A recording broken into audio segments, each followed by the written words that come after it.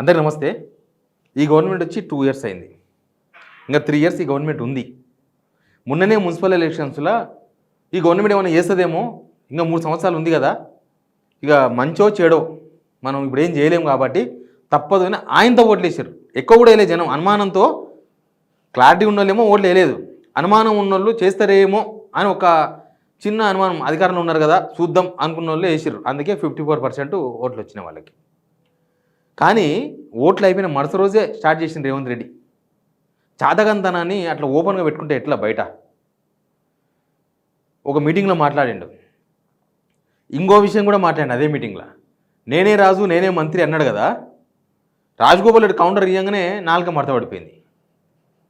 ఆయన దేనికి, ఏ రాజ్యానికి రాజు, ఏ రాజ్యానికి మంత్రో అసలు ఇది ఏమనుకున్నాడో తెలియదు. రేవంత్ రెడ్డి మాట్లాడేటప్పుడే నాలుగు జాగ్రత్తగా మాట్లాడాలి ముఖ్యమంత్రి. ఈడ ఎవరో నేను చెప్తే రాసే వాళ్ళు ఉన్నారు, నేను చెప్తే వేసే టీవీలు ఉన్నాయి, పేపర్లు ఉన్నాయి అని మాట్లాడితే, ఇప్పుడు ప్రతిపక్షం కాదు మీకు కౌంటర్ ఇచ్చేది, మీ పక్షం వల్లే కౌంటర్ ఇచ్చారు కదా. మీ ప్రభుత్వంలో ఉన్న వాళ్ళే, మీ సొంత పార్టీ వల్లే మిమ్మల్ని మీ మాట్లాడిన మాటలు నచ్చలేదు, ఇంకా జనాలకి ఏం నచ్చుతుంది? సరే, అన్ని విషయాలు మాట్లాడదాం. అంతకన్నా ముందు సబ్స్క్రైబ్ చేయండి, షేర్ కూడా చేయండి. ఫస్ట్ ఇది వినండి. ఆనాడు ఉన్న పరిస్థితుల్లో కాంగ్రెస్ పార్టీ సంక్షేమము అభివృద్ధిలో ఒక విధానాన్ని తీసుకున్నది. ఆ శకం ముగిసింది. ఇవాళ నిజంగా నాకు మీకు భూములు ఇవ్వాలన్నా ఈ ప్రభుత్వం దగ్గర భూములు అందుబాటులో లేవు. ఇక మీరు భూముల గురించి, ప్రభుత్వం ఇచ్చే ఏదో సంక్షేమం గురించి ఆలోచన చేయకండి. అర్థమైందా? ఏం మర్చిపోయినని చెప్తుండు.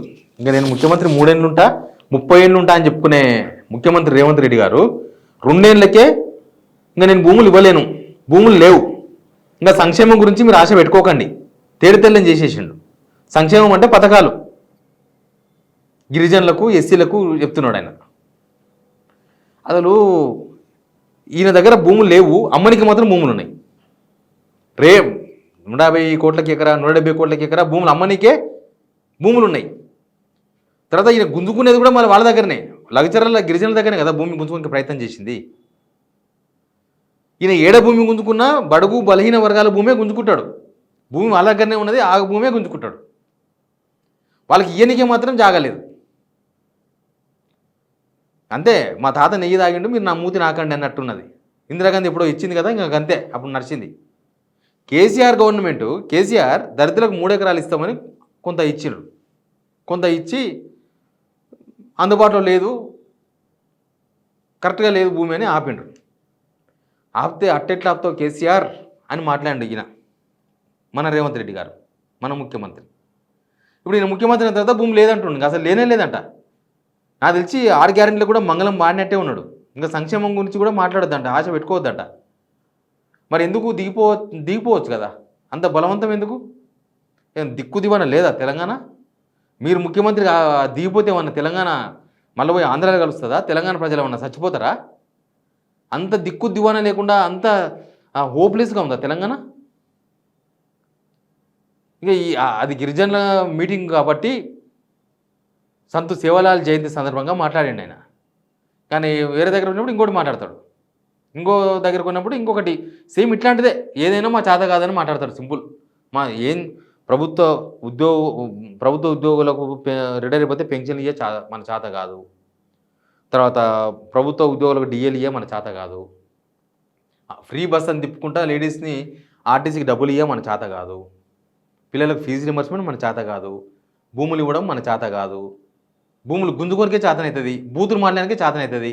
దాంట్లో ఫస్ట్ ర్యాంక్ మనం, బూతులు మాట్లాడవచ్చు. 2 ఏళ్ళు అయింది, కనీసం నేను ప్రయత్నం చేస్తాను కూడా మాట్లాడతాడు ఆయన. నేను ప్రయత్నం చేస్తా, గిరిజనులకు భూములు ఇస్తా, మరి మీరు ఎస్సీ ఎస్టీ పెట్టిరు కదా డిక్లరేషన్, ఏమైంది అది? అదంతా అవుటా? ఇంకా మేనిఫెస్టోలోకి వెళ్ళి ఆ 2 పేజీలు చించేసారు అనమాట, చించేసినట్టే. ఆయన ఇది కూడా మాట్లాడి వినండి ఒకసారి. నేనే రాజు నేనే మంత్రి అంటే, నేనే ముఖ్యమంత్రిని, నేనే మున్సిపల్ మంత్రిని, ఈ ఎన్నికల ప్రతి ఫలితం నా పనితనానికి గీటురాయి, నేను కష్టపడుతున్నాను, ప్రజలు విశ్వసించి ఖచ్చితంగా 80% ఆశీర్వదిస్తారు, కొన్ని పనులు అయినా కాకపోయినా ప్రయత్నంలో లోపం లేదు, మా వాడు నిజాయితీగానే పనిచేస్తున్నాడు, మా కోసమే పనిచేస్తున్నాడు అని పేదలు నమ్ముతారని. ఎందుకు నువ్వేమన్నా చుట్టానువా?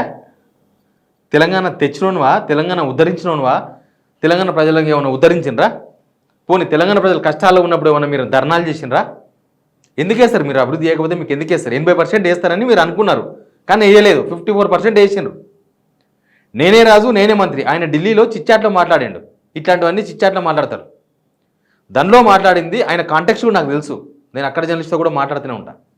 ఆయన అన్నది ఏంటంటే, ఇంకా 10 సంవత్సరాలు నేనే ముఖ్యమంత్రి ఉంటా, నేనే రాజు నేనే మంత్రి. మున్సిపల్ ఎలక్షన్ గురించి మాట్లాడలేనా? మున్సిపల్ ఎలక్షన్స్లో 90% గెలుస్తామని చెప్పిండు. అదే వేరే విషయం. మళ్ళా 90% మాకే వస్తాయి మున్సిపాలిటీసు ఓట్లు, మాకే ఓటేస్తారు అని ఆ రోజు మాట్లాడాడు. ఇప్పుడు 4 మడత పెట్టి నేను అట్లా లేదు ఇట్లా లేదు.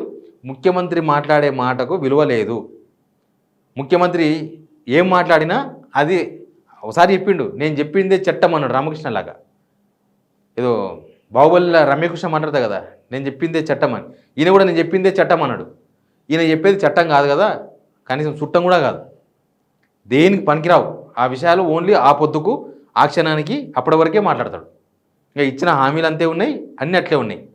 నేనే రాజు నేనే మంత్రం ప్రకటించుకున్నారు. ప్రకటించుకుంటే సొంత కాంగ్రెస్కి వెళ్ళి తీవ్రమైన వ్యతిరేకత వచ్చింది. ప్రతిపక్ష వాళ్ళ నుంచి కాదు, జనాలు కూడా అట్లే ఉన్నారు. ఇంకా ఈయన రాజు ఈయన మంత్రి, ఇదో కథ, ఈయన కార్ఖానా అని జనం కూడా చాలా నవ్వుకున్నారు. ఈ కామెంట్ చూసిన తర్వాత జనాల్లో ఓ రకమైన ఎబ్బెట్టు చర్చ జరిగింది. నేనే రాజు నేనే మంత్రి అని రేవంత్ రెడ్డి స్టేట్మెంట్ వచ్చిన తర్వాత ఎంత ఎబ్బెట్టు చర్చ అంటే, ఇప్పుడు సక్సెస్ఫుల్ ముఖ్యమంత్రి, సక్సెస్ఫుల్ గవర్నమెంట్, జనాలంతా ఫుల్ తోపు, జనాలంతా ఊహించిన దానికన్నా ఎక్కువ సంక్షేమం అందింది, వాళ్ళు అనుకున్న దానికన్నా ఎక్కువ సంతోషంగా ఉన్నారు. అప్పుడు ప్రకటించుకుంటే అది కూడా కొండలే నడుస్తుంది. ఇప్పటిదాకా ఎవ్వరు ప్రకటించుకోవాలి నేనే రాజు నేనే మంత్రి అని. ఆ సినిమాలో తప్ప ఎవరు ప్రకటించుకోలే. రేవంత్ రెడ్డి ఒక్కడే ప్రకటించుకోండు. పోనీ ఏమైనా పని చేసిండా? ఏమైనా సొరంగం తవ్విండా? ఏమైనా అపార్ట్మెంట్ కట్టిండా? ఏమైనా ప్రాజెక్ట్ కట్టిండా? ఏమైనా రోడ్లు వేసిండా? ఏమైనా పెన్షన్లు ఇచ్చిండా? ఏమైనా వేసిండా అంటే ఏం చేయలేదు. మరి ఉత్తగా నోరు ఉందని నాలుగే ఉందని నేను రాజుని ప్రకటించుకుని సరిపోతుందా? సొంత పార్టీ వాళ్ళు రాజగోపాల్ రెడ్డి ఏరది ఎవరు రాజు ఎక్కడి కథ, ఇది కాంగ్రెసా లేకపోతే ఇంకేమన్నా ఏంది ప్రకటించుకోవడం ఏందని ఆయన్నే రివర్స్ అయ్యాడు. ఆయన ఒక్కడు కాదు, పార్టీలో ఉన్న చాలామంది అదే మాట్లాడుకుంటున్నారు. ఈయనకు పని తక్కువ, పొంగనాలు ఎక్కువ. పని తక్కువ, పని చేసి పొంగనాలు కొట్టాలి. పొంగనాలు కొడుతున్నారు కానీ పని లేదు. ఇక దానికి అదే మీటింగ్లో నేను రాజు నేను మంత్రి అని ఇట్లా మాట్లాడినా అట్లా మాట్లాడినా చెప్పినోడే గిరిజనుల గురించి మాట్లాడుతున్నాడు. నేను గిరిజనులకు భూములు ఇవ్వలేను. మరి ఇంకెందుకు? మరి రాజా ఏం లాభం, మంత్రి ఏం లాభం, ఏం లాభం? మున్సిపల్ ఎలక్షన్స్లో ఆ గాయంతో ఓట్లు వేసారు. కనీసం 2 రోజులు వేసిన వాళ్ళు ఇస్తారేమో ఏమైనా ఇస్తారేమో అని ఆశ చచ్చిపోకముందే చంపేసిండు. ఏమైనా అవుతుందేమో ఇంకా 3 ఏళ్ళు ఉంది కదా చూద్దాం అని ఓటేస్తే అది కూడా వాళ్ళు తీసుకునే నిర్ణయం తప్పు అని అనుకునే విధంగా రేవంత్ రెడ్డి గారు మాట్లాడేసిండ్రు. ఇక సంక్షేమం గిరిజనులకే మీరు ఎస్సీ ఎస్టీలకే ఏమి చేయలేకపోతే మీరు తెలంగాణ ప్రజలకు ఏమి చేయలేరు అని క్లియర్ మెసేజ్ ఇచ్చిండ్రు. మీరేం చేయలేరు, మీరేం అంతే, మీరు ఓటేసిన తప్పుకు ఒక 3 సంవత్సరాలు ఎదురు రాల్సిందే తెలంగాణ జనం తప్ప మేము ఇది చేస్తాం, మాకు ఇంకా టైం ఉంది 3 సంవత్సరాలు మేము చేస్తాం అని మాత్రం మాట్లాడతలేరు. మీరు భూములు లేవు, అమ్మడానికి భూములు ఉన్నాయి, గుంజుకోనికి భూములు ఉన్నాయి, అమ్మనికి పంచానికి లేవు. సంక్షేమం గురించి కూడా మర్చిపోవని చెప్పేసిండయా. ఇంకా సంక్షేమం గురించి మర్చిపోయిన తర్వాత ఇక నెక్స్ట్ ఏమైనా ఎలక్షన్ వస్తే ఓట్లేస్తే వాళ్ళు ఆలోచించాలి. ఇప్పుడు సంక్షేమం గురించి మర్చిపోండి అన్నాడంటే అంతే. ఇక పైసలు లేవు, వీళ్ళు తిరగనికే పైసలు ఉన్నాయి, వీళ్ళకు ఫుట్బాల్ ఆడనికే పైసలు ఉన్నాయి, హెలికాప్టర్ తిరగనికే పైసలు ఉన్నాయి, ఢిల్లీకి 60 సార్లు కొనికే పైసలు ఉన్నాయి, దేశ విదేశాలు తిరగనికే పైసలు ఉన్నాయి, ఎంజాయ్ చేయనికే పైసలు ఉన్నాయి. కానీ జనాలకు వంచనికే భూములు లేవు, జనాలకు సంక్షేమ పథకాలు అమలు చేయడానికి పైసలు లేవు. ఇది ముఖ్యమంత్రి అయిపోయిన తర్వాత ఇంకేం గవర్నమెంట్ పనిచేస్తుంది, ఇంకేం ఆశ, ఇంకేం తెలంగాణ ఉన్నది ఉన్నట్టు కూడా తెలంగాణ ఉండదు అని అర్థమవుతుంది ఇలా మాటలు పట్టి చూస్తే. తెలంగాణ ఇంకా వెనుకకు ఎంత దూరం పోతుందో తెలియదు. వెనుకకు ఆల్రెడీ వెనకముఖం పట్టింది, అందరు బతుకులు వెనకముఖం పట్టినాయి. ఇంకా ఈ ముందరకు పోయేది ఎప్పుడు, ముందరకు పోయేది ఎట్లా? బండి నడిపేతోడే నేను బండి నడపలేనంటే, బండి నడిపేతోడే ఇంకా నేను మనం రీచ్ కాలేము, మన బండి ఉరకదంటే అర్థమైంది. దీనికి జనమే అర్థం చేసుకోవాలి ఆయన మాట్లాడిన మాటలు ఏందో. Please subscribe.